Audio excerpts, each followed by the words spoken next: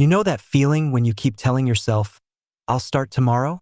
Or, I'll do it next week, after things calm down, when I feel more ready. Yeah. Same. It sneaks in like a whisper but sticks around like a fog. And before you know it, you're standing in the same spot, months or years later, wondering why your life hasn't moved. Let me tell you a story. Jamie, my friend, she's bright, kind, and full of brilliant ideas. For the past 5 years, she's been talking about starting her own design studio. She's got talent, connections, and even a little savings tucked away. But every time we talk, it's the same thing.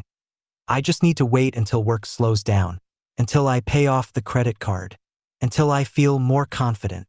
And here's the wild part. I'm not judging her. I get it. I've been there. But 5 years? That's a long time to stand still. A long time to watch your dreams circle you like planes waiting for a runway that never clears. Because that's what we do, right? We wait for the perfect time, the perfect mood, the perfect plan, the perfect version of ourselves. But here's what no one tells you when you're stuck in that cycle. The right time doesn't exist. It's not coming. There's no calendar alert. No internal switch that flips and makes you suddenly feel brave and focused and ready. And if you keep waiting for it, you risk waiting forever. So today we're talking about something you already know deep down. If you want change, you have to stop waiting. Not in a harsh hustle culture way, not in a motivational speech way, but in a quiet, honest, I want more for you kind of way. Because I do. I want more for you than a life stuck on pause. So in this video, I'm going to walk you through why we wait for the right time, what it actually costs us, how to spot fear disguised as logic, how to start before you feel ready, what happens when you stop waiting and start moving. This isn't about pushing yourself to burnout. It's about waking up to the truth that you're allowed to begin now imperfectly, uncertainly, but now, because the version of you who takes small action today, that's the one who builds the life you want. Chapter 1. The right time is a myth. You ever notice how next week always sounds easier? Next week, I'll be more motivated. Next month, I'll have more time. In the fall, I'll feel more settled. And next week turns into next month turns into never. The right time is a mirage. It moves the closer you get, keeps you chasing. And it's not your fault. We're taught to wait, taught to plan, taught to believe that there's a perfect moment to act. And if we miss it, we'll screw everything up. But here's the real deal. The only right time is the one you choose. People have started businesses while broke, moved cities with kids, found love at 60, gone back to school after 40. Not because the timing was perfect, but because they stopped waiting. Every major leap I've ever made came at the wrong time. I moved to a new country with no plan, started a new job before I felt qualified, said yes to scary things with a racing heart. And you know what?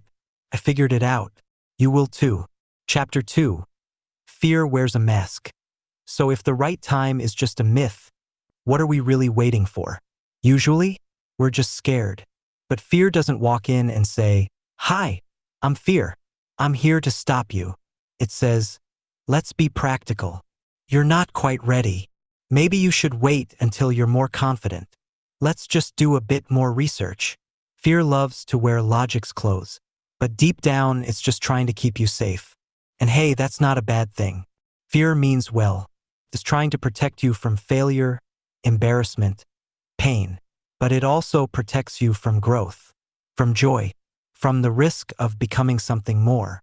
So how do you know if you're being held back by fear in disguise? Ask yourself, am I avoiding this because it's not the right time or because it's uncomfortable? Would I do this today if I knew I wouldn't fail? What am I afraid might happen if I start now? Name the fear.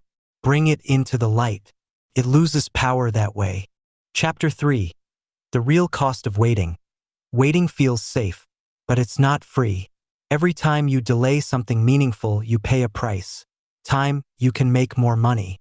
You can gain new skills, but you can't get back time. Confidence. Every day you put off action is a day your self-trust erodes. You quietly teach yourself that you don't follow through. Opportunity. The world moves fast. That job opening. that person, that idea that lit you up in the middle of the night. They're not guaranteed to stay. Energy. Dragging around unstarted dreams? It's exhausting. You may not even realize how heavy it is until you finally let go of the weight. So ask yourself, what is waiting really costing me? Because yes, action is hard. But inaction, that's often harder. Chapter 4. How to start before you feel ready. Alright, so if you're not going to wait for perfect timing, what do? You start messy. You start small. You start scared. 1. Lower the bar. Don't set out to run a marathon. Set out to put on your shoes and walk around the block. Don't launch a business. Post a single thing. Test an idea. Progress beats perfection. Every time. 2. Make it daily. Wanna write? Open a blank doc every morning. Wanna get fit? Move for 5 minutes. The goal isn't the outcome. It's building the identity of someone who does the thing. 3. Find support. You don't have to do it alone. Tell a friend. Join a community. Get a coach. Find someone to walk with you. 4. Expect fear. Fear is not a stop sign. It's a sign you're doing something that matters. Feel it. Bring it with you. But don't let it drive. You are more capable than you feel. Chapter 5. What happens when you stop waiting? Here's the best part. When you stop waiting for the right time and start moving anyway, you learn something incredible. You don't have to be fearless. You just have to be willing. And willingness? That builds momentum. You start small. You gain a little confidence. You see proof that you can figure it out. And then you go bigger. This is how people change their lives. Not overnight. Not with some grand gesture. But with 100 tiny, brave steps. So here's my challenge to you. Pick one thing. One small action. Today. Send the message. Write the paragraph. Go for the walk. Look up the course. Because there will never be a perfect time. There will only ever be now. And now, that's a pretty great place to start.